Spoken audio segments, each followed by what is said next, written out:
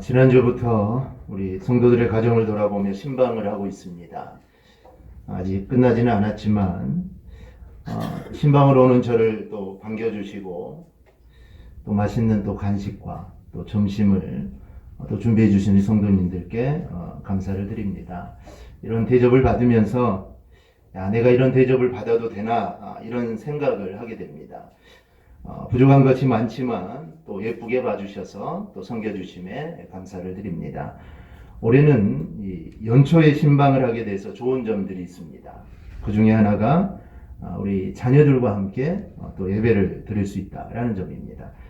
개학을 하게 되면 아이들과 함께 예배를 드릴 수 없지만 지금 방학이라 자녀들이 함께 예배할 수 있음에 너무 감사했습니다. 올해도 모든 가정들이 신방대원들을 정말 기쁘게 맞아주셨는데 그 가운데 좀 올해도 변함없이 저를 특별하게 맞아주신 가정이 있습니다. 그리고 그 가정에 한 어린아이가 있습니다. 제가 2016년도에 부임을 했으니 이번이 네 번째 신방입니다. 그때는 유치원생이었는데 이제는 초등학생이 되었습니다. 4년 동안 계속해서 기다려 주었고 또 맞아 주었습니다. 첫 해에는 유치원도 안 가고 신방을 기다렸습니다. 그리고 1층에서 2층으로 올라가는 계단을 아주 깔끔하게 아주 청소를 하고 또 저를 기다려 주었습니다. 목사님이 오신다고 하니까 자기가 꼭 청소를 해야겠다라는 것입니다. 그 마음을 보면서 얼마나 기분이 좋았는지 모릅니다. 지금 목사님 저도 이렇게 기분이 좋은데 우리 하나님 마음이 얼마나 기분이 좋으시겠습니까? 하나님은 아마 내가 이렇게 해야겠다라는 생각을 가질 때 우리 하나님은 이미 그 마음과 정성을 하나님이 다 받으셨습니다. 미리 준비한 그 마음을 우리 하나님이 기쁘게 받아주십니다. 우리 모두도 정말 이런 마음들이 우리 안에 있기를 소망합니다. 준비하며 기다리는 자에게 이 하나님의 은혜가 임합니다. 준비하고 사모하지 않는 마음에는 절대로 하나님의 은혜가 임할 수 없습니다. 아침에 오늘 주일 준비를 하면서 꿈의 교회 김학중 목사님의 설교를 잠깐 들었습니다. 설교 중 이런 말씀을 하시더라고요. 우리 부모님들은 기도라도 있는 날에는 일주일부터 1년에 정말 거의 입지 않는 양복을 꺼내놓고 그 양복을 다림질하고 이 양복에는 어떤 네타이가 어울릴까 이렇게 되어가면서 기도를 준비한다는 겁니다. 또 우리 어머니들은 안내이혼이라도 하게 되면 명절에도 아까워서 입지 않는 한복을 꺼내놓고 한복을 다리고 그렇게 준비하고 기다리신다라는 겁니다. 그러면서 또 이런 말씀을 하시더라고요. 헌금을 할 때도 절대로 집에서 잘 준비를 해가지고 와야지 교회 와가지고 호주머니를 뒤져가지고 어떤 돈이 있냐 이렇게 보다가 거액이 나오면 너는 뒤로 들어가라. 그리고 작은 돈을 꺼내가지고 헌금, 그런 헌금은 절대로 하지 말라. 그 헌금은 하나님이 절대로 받지 않는다. 그런 헌금 할 거면 하지 말라라고 이렇게 아주 강력하게 말씀을 하시더라고요. 즉 사모하고 준비할 때 그 가운데 하나님의 은혜가 임하는 것입니다. 우리가 준비하면은 이미 하나님의 은혜는 나에게 임한 겁니다. 우리가 그 하나님의 은혜를 우리는 사모하며 우리는 살아야 됩니다. 초대교회 당시에 오순절날 성령이 임한 것도 마가의 다락방에서 예수님의 말씀을 의지하여 그들이 기도하며 사모하며 기다렸기 때문에 성령이 임한 겁니다.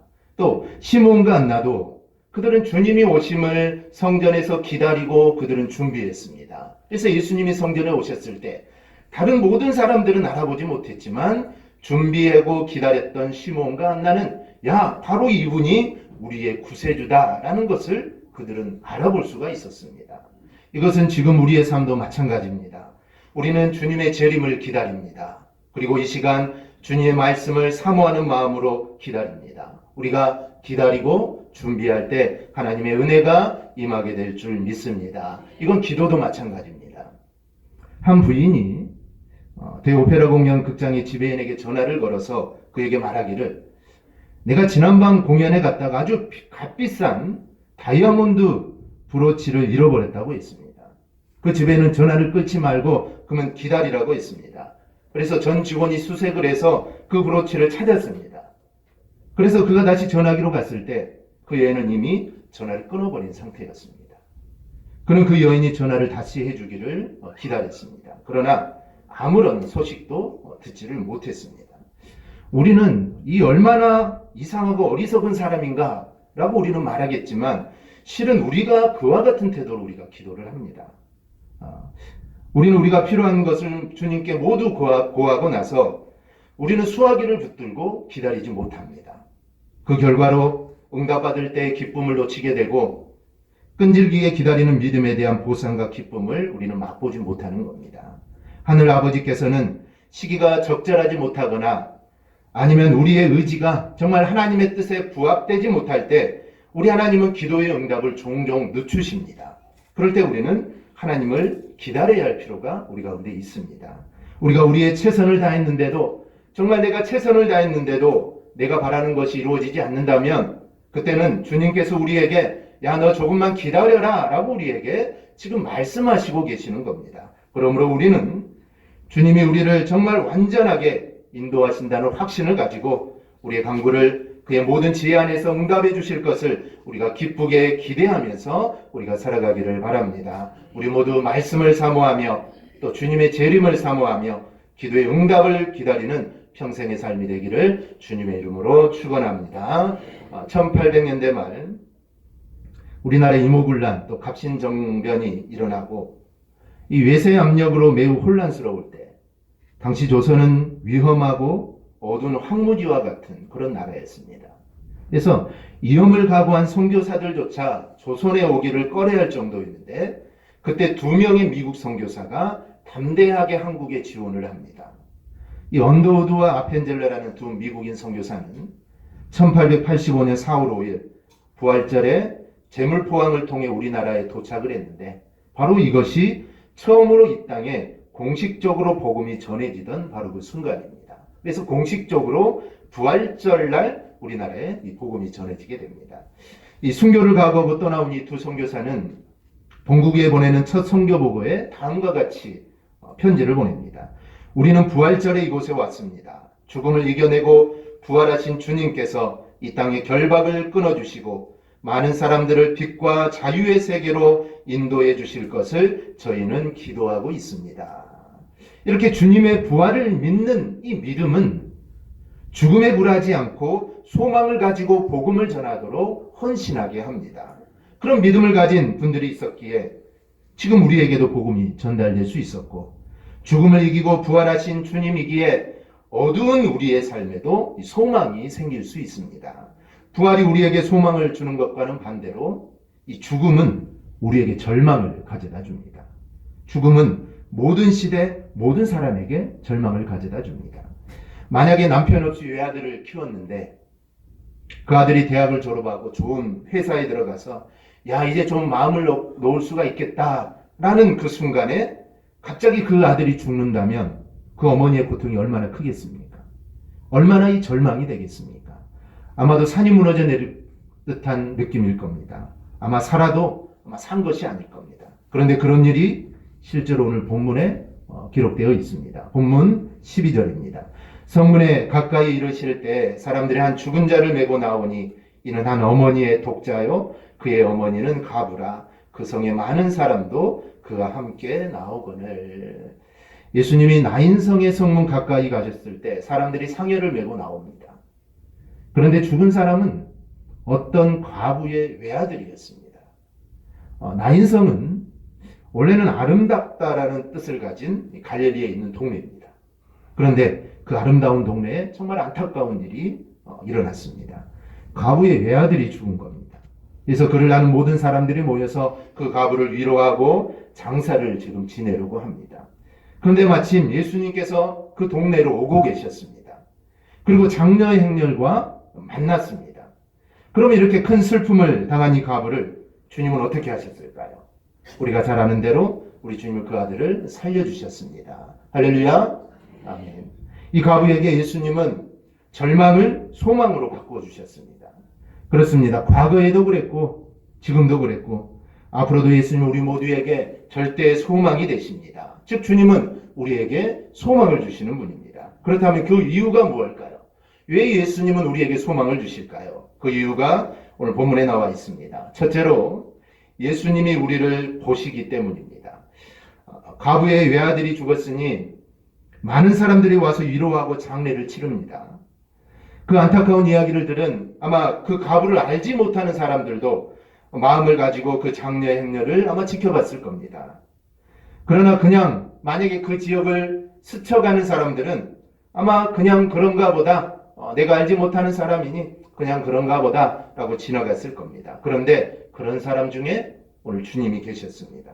예수님도 전도를 하다가 우연찮게 바로 그냥 나인이라는 성으로 오셨을 뿐입니다. 물론 예수님이 이 과부를, 정말 불쌍한 과부를 만나 그 아들을 살려주려고 일부러 발걸음을 나인성으로 옮겼을 수도 있습니다. 그런데 오늘 본문을 보면 그런 힌트는 우리가 발견할 수 없습니다. 본문 11절을 보니 이렇게 되어 있습니다. 그 후에 예수께서 나인이라는 성으로 가실새 제자와 많은 무리가 동행하더니, 즉 나인이라는 성으로 가시고 계십니다. 그러다가 그 장례 행렬을 우연찮게 만나게 됩니다. 그런데 우리 주님은 그 장례 행렬을 그냥 보내지 않으셨습니다. 그냥 지나갈 수도 있겠죠. 우리 주님이 얼마나 바쁘십니까? 정말 복음을 전하기 위해 식사할 겨를도 없으신 분이 우리 주님이십니다. 그런데 얼마나 바쁘십니까? 그런데 우리 주님은 그냥 지나칠 수가 없었습니다. 주님은 그 장례 행렬을 보시고 또 슬피 우는 그 과부를 보셨습니다. 예수님 당시에 이러한 장례 행렬은 정말 많았을 겁니다. 슬프지 않은 죽음이 어디 있습니까? 모든 죽음은 다 슬픕니다. 안타깝지 않은 죽음이 어디 있습니까? 모든 죽음은 다 안타깝습니다. 그런데 유달리 안타까운 이 장례 행렬을, 그리고 유달리 슬피 우는 이 과부를 예수님은 쳐다보십니다. 예수님은 그런 분이셨습니다. 누가복음 19장을 보면 돌무화과 나무에 올라간 삭개오를 우리 주님은 쳐다보셨습니다. 죽은 나사로를 보셨습니다. 38년 된 병자도 우리 주님은 보셨습니다. 그보다 먼저 죄로 멸망당해 죽을 수밖에 없는 바로 저와 여러분, 우리의 모든 인생을 우리 주님은 보셨습니다. 그리고 우리의 인생에 관심을 가지셨습니다. 우리 성도 여러분, 지금 이 시대에 누가 다른 사람에게 관심을 갖습니까? 심지어는 가족 간에도 아니면 친구 간에도 정말 관심을 두지 않고 쳐다보지 않는데, 더구나 힘들고 어려운 일을 당한 남을, 즉 다른 사람을 누가 관심을 두겠습니까? 언젠가 인터넷을 보았던 한 실직자의 고백을 듣고 마음이 편치 않은 적이 있었는데, 자신이 실직했다는 이야기를 듣고 사람마다 다 자기의 전화를 받지 않고 찾아가도 만나주지를 않더라는 겁니다. 혹시 통화가 되거나 만나도 바쁘다고 피하기에 급급하더라는 겁니다. 자신은 무엇을 좀 도와달라고 말하는 것도 아니고 그냥 만나고 싶었고 그냥 통화하고 싶었을 뿐인데 사람들은 자신에게 눈길조차 주지 않더라는 겁니다. 그런 일을 당하자 야, 내가 이 정도밖에 되지 않았나 라는 생각이 들어 몇 날 며칠을 울었다는 겁니다. 바로 이것이 현대를 대변하는 말일 겁니다. 사람들은 남에게 관심이 없습니다. 심지어 아는 사람이 힘들고 어려운 일을 당해도 자신과는 상관없다고 생각을 합니다. 이것이 바로 지금 이 시대의 모습입니다. 그런데 우리 주님은 절대로 그렇지 않습니다. 주님은 우리에게 정말 관심이 많으시고 그리고 우리를 정말 주목해서 보십니다. 시편 34편 15절입니다. 여호와의 눈은 의인을 향하시고 그의 귀는 그들의 부르짖음에 기울이시는도다. 여기서 여호와의 눈이 의인을 향한다는 말씀은 의인에게 복을 주시기에 우리 하나님이 살피시는 것을 지금 나타냅니다. 또 그리고 그 귀를 그들의 부르짖음에 기울이신다는 것은 의인이 어려움에 처하는 호소를 그것을 하나님은 지금 들으시는 것을 우리에게 나타냅니다. 즉 하나님의 눈과 귀가 항상 우리를 향해 있습니다. 우리가 무슨 말을 하나 우리 하나님은 정말 주의하여 우리를 살피시는 겁니다. 마치 우리가 하나님께 기도할 때 정말 하나님이라고 우리가 외치면 하나님은 그래 알았다 라고 말씀하시려고 정말 우리에게 모든 신경을 지금 쓰고 계신 겁니다. 이렇듯 하나님은 정말 우리에게 관심이 많으십니다. 또 누가복음 12장 7절 이렇게 말씀합니다. 우리 함께 봅니다. 너희에게는 심지어 머리털까지도 다 세신 바 되었나니 두려워하지 말라. 너희는 많은 참새보다 더 귀하니라. 아멘. 여기서 심지어 머리털까지 다 세신 바 되었나니 라는 말씀을 원문으로 직역하면 이렇습니다. 심지어 그 머리카락들조차도 모두 세어져 있다라는 뜻입니다. 즉 하찮은 머리털의 숫자까지도 세실 수 있다라는 것이 아니라 이미 하나님은 완전하게 우리의 머리털까지 이미 다 세워 놓으셨다라는 것입니다. 즉 머리털의 이 숫자는 그야말로 인간의 힘으로는 도저히 셀 수 없는 겁니다. 그리고 어느 누구도 관심을 기울이지 않는 가장 하찮은 사항일 수 있습니다. 그런데 우리 주님은 이미 그 머리털의 숫자까지도 이미 다 세워져 있다라고 말씀함으로써 우리 하나님의 전능하심을 우리에게 나타내시고, 그리고 또 하나 하나님께서는 당신을 향한 자녀들에 대해서 얼마나 큰 관심을 가지고 계신가를 오늘 말씀을 통해 우리에게 나타내 주는 겁니다. 그러면 주님은 왜 우리를 이렇게 보고 계실까요? 왜 주님께서는 우리에게 이렇게 관심이 많으실까요? 그 이유는 저와 여러분들을 사랑하시기 때문입니다. 여호와께서는 우리를 사랑하시기에 우리를 바라보십니다. 또 우리를 도우시려고 우리를 쳐다보십니다. 그러므로 우리의 핍박이 올 때 성도들은 두려워할 이유가 없습니다. 혹시 우연한 일로 내 삶이 불행해지지 않을까? 우리는 이런 불안해할 이유도 없습니다. 오늘 우리가 살고 있는 이 세상에는 정말 하루에도 정말 수많은 사건과 사고가 일어납니다. 또 전혀 예측하지 못하는 질병에 걸리는 경우들도 정말 많습니다. 그러나 우리가 그럴수록 염려하고 불안해할 것이 아니라 정말 우리의 머리털까지 세실 정도로 우리의 삶의 전 영역을 살피시는 하나님의 그 절대 주권을 우리가 신뢰하시기를 바랍니다. 그 하나님을 신뢰할 때 우리에게 소망이 있는 것입니다. 시편 23편은 다윗이 지은 시입니다. 4절을 보면 이렇게 말씀합니다. 내가 사망의 음침한 골짜기로 다닐지라도 해를 두려워하지 않을 것은 주께서 나와 함께 하심이라. 주의 지팡이와 막대기가 나를 안위하시나이다.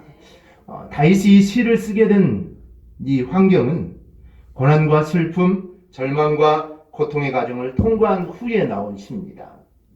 즉 여호와가 나의 목자가 되신 사람들에게도 뜻하지 않는 사망의 음침한 골짜기가 있다는 겁니다. 또 하나 내 영혼을 침체케 하는 사건을 만나기도 합니다. 이러한 일이 없으면 좋겠는데 절대 그렇지 않습니다. 다윗이 어떤 사람입니까? 사도행전 13장 22절을 보면 내가 이새의 아들을 다윗을 만나니 내 마음에 맞는 사람이라. 다윗은 하나님의 마음에 맞는 사람이었습니다. 즉 하나님 보셨을 때 정말 다윗은 하나님의 마음을 정말 흡족하게 했던 사람이 이 다윗입니다. 그런데 우리가 다윗의 삶을 한번 보시기 바랍니다. 다윗이 얼마나 많은 어려움을 당했습니까? 다윗만큼 그렇게 어려움을 당한 사람 성경에 찾아봐도 찾을 수 없습니다. 정말 하나님 앞에 올바로 서지 못했던 사울왕도 있지만 사울왕에 비해서 오늘 다윗은 정말 수많은 어려움과 죽을 고비도 몇 번을 넘기고 정말 수많은 고통을 당합니다. 즉 하나님의 마음에 합한 사람도 이런 어려움을 당할 수 있다라는 것입니다. 그럼에도 불구하고 다윗은 하나님이 나와 함께 하심으로 내가 사망의 음침한 골짜기를 다닌다 해도 나는 절대로 두려워하지 않는다라고 고백을 합니다. 즉 하나님이 함께 하시니 문제가 되지 않는다라는 겁니다. 우리에게도 이런 소망이 있기를 바랍니다. 어떠한 일을 당해도 정말 내가 누구에게도 말할 수 없는 그런 고난이 있더라도 나를 바라보시고 계시는 그 주님을 기억하고 우리가 오직 주님께만 소망을 두고 살아가는 저와 여러분이 되기를 바랍니다. 두 번째로 예수님이 우리의 소망이신 이유는 우리의 위로자이시기 때문입니다. 오늘 보면 13절을 보세요. 주께서 가부를 보시고 불쌍히 여기사 울지 말라 하시고, 주님이 슬픔을 당한 이 가부를 보시고 너 울지 말라라고 말을 합니다. 이 말은 깊은 의미가 담겨 있습니다. 주님이 울지 말라고 하는 것은 그냥 단순히 위로에서 끝나는 말이 아닙니다. 우린 위로의 말 잘하죠. 울지 마세요. 슬퍼하지 마세요. 이런 말 자주 합니다. 그런데 오늘 주님의 이 말씀은 내가 너를 울지 않게 해주겠다라는 겁니다. 즉 울지 말아라. 내가 너를 울지 않게 해주겠다. 이것은 주님의 사랑에서도 볼 수 있습니다. 주님이 우리를 사랑하신다고 합니다. 그런데 주님은 사랑한다는 말에서 끝나지 않습니다. 우리를 진짜 사랑하시는 정말 적극적인 방법을 찾으셨는데 그게 바로 이 십자가입니다. 이사야 53장 5절을 보면 그가 찔림은 우리의 허물 때문이요 그가 상함은 우리의 죄악 때문이라. 그가 징계를 받음으로 우리는 평화를 누리고 그가 채찍에 맞음으로 우리는 나음을 받았도다. 아멘. 예수님의 찔림, 예수님의 상함, 예수님의 징계, 이 모든 것들은 원래 우리의 것입니다.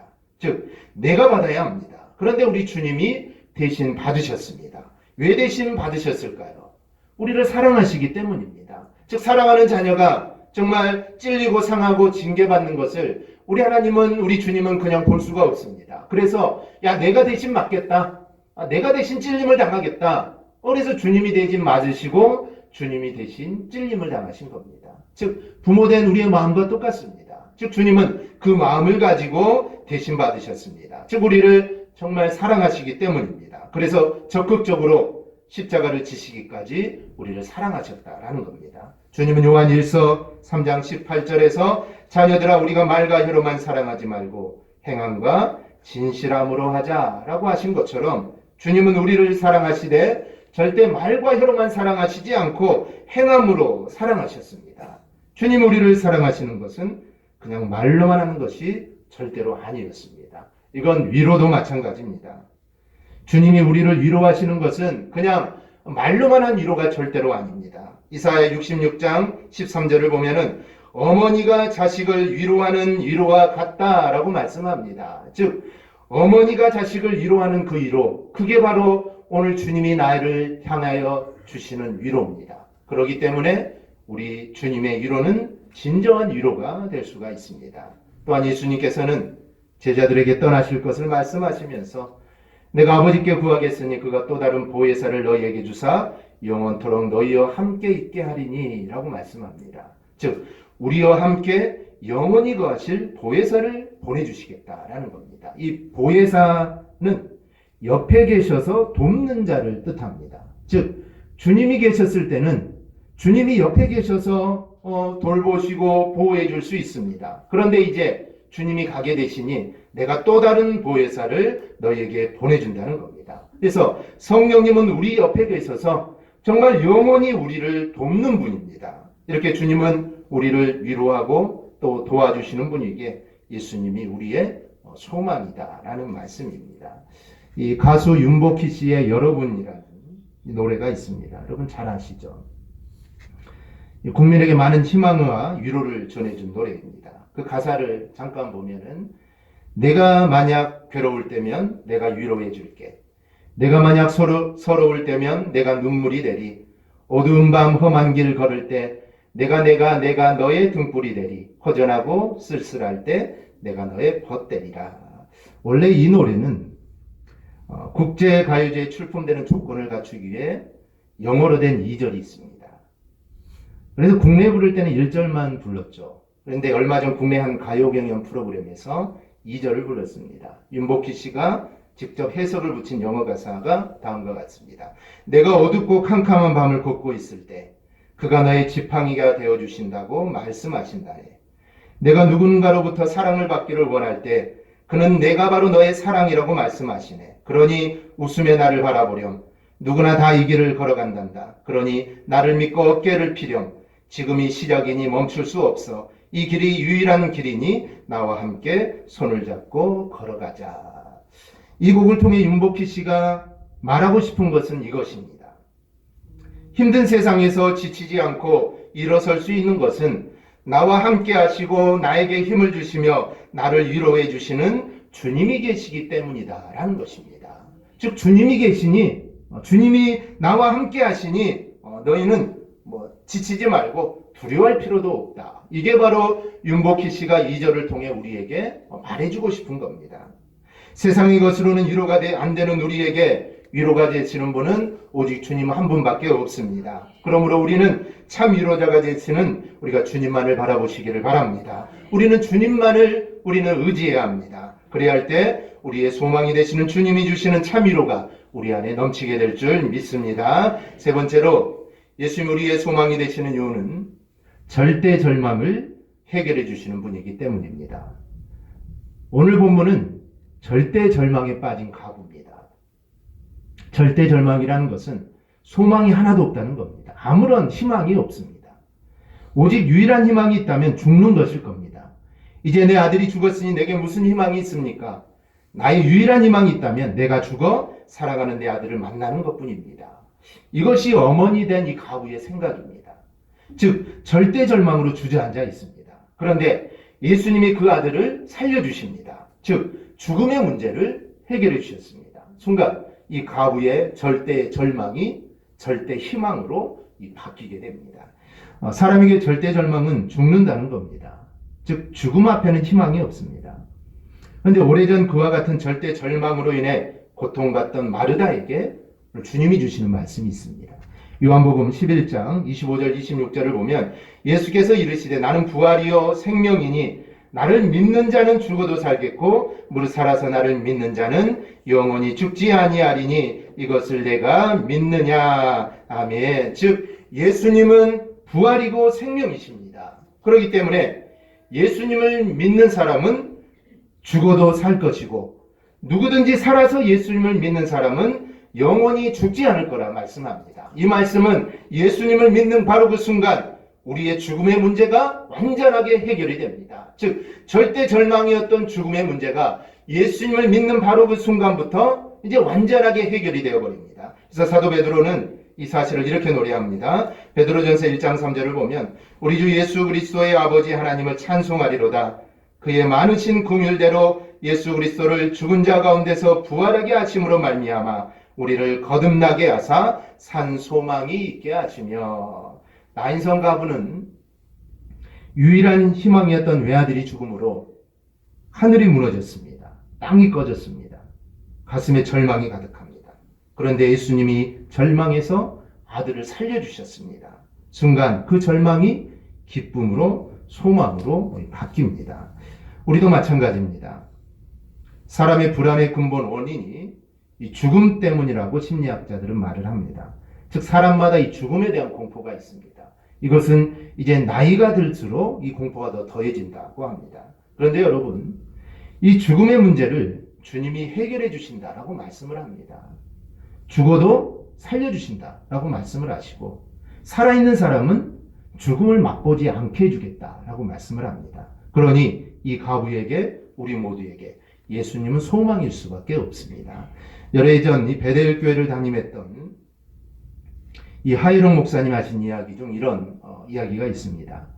이 목사님의 장모님의 이야기를 하기 몇 해 전 세상을 떠났는데 그때 일만 생각하면 장모님의 훌륭한 신앙 고백을 결코 잊을 수 없다라는 말입니다.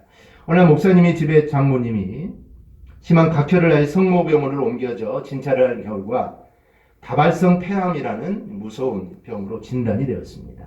의사는 3개월 이상을 살기 힘들 거다라고 했지만 믿음과 인내로 1년을 넘게 견디셨고 그 고통 중에도 해갑예배를 드렸다고 합니다. 시골에 내려가서 장모님의 해갑예배를 참여하고 올라온 어느 수요일 밤에 예배를 마치고 집에 들어와 잠자리에 들었는데 이상하게 새벽 1시쯤 되었는데 눈이 떠지더라는 겁니다. 그리고 장모님에게 전화를 하고 싶다라는 생각이 들더랍니다. 그래서 장모님에게 전화를 걸었더니 소화기를 통해서 하목사이신가? 나는 지금 하나님 앞으로 가는 길일세. 목사 사명 잘 감당하다 우리 하나님 앞에서 만나세.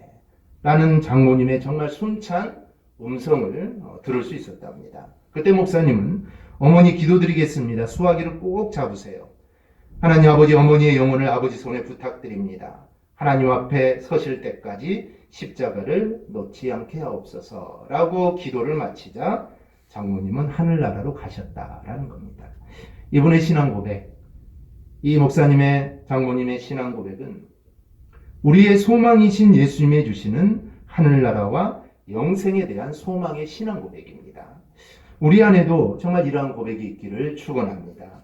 정말 하나님이 주시는 이 천국에 대한 확신이 고백이 있기를 바랍니다. 요한복음 10장 28절에서 내가 그들에게 영생을 주노니 영원히 멸망하지 아니할 것이요 또 그들을 내 손에서 빼앗을 자가 없느니라 말씀합니다. 하나님이 허락하신 것을 그 어느 누가 빼앗을 수 있겠습니까? 어느 누구도 이것은 빼앗을 수 없습니다. 그러니 우리는 하나님께 소망을 두어야 됩니다. 하나님께 소망을 두지 않는 자는 정말 이건 어리석은 자입니다.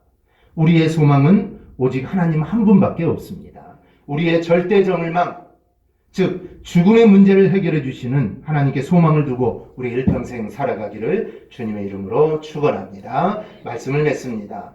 예수님, 우리가 사는 이 땅에서 우리에게 관심을 가지고 보시며 위로하시고 또 도우시는 분입니다. 또 우리에게 영생을 주시는 분입니다. 그러니 우리는 소망이신 예수님을 정말 잘 믿고 예수님께 소망을 두고 우리는 살아가야 합니다. 그런 사람에게 하나님의 은혜와 복이 바로 임하는 것입니다. 우리가 오늘 말씀을 듣는 우리 모두 정말 우리가 예수님께만 우리가 오직 소망을 두고 살아가는 우리 성도들이 되시기를 주님의 이름으로 축원합니다. 아멘. 기도하겠습니다.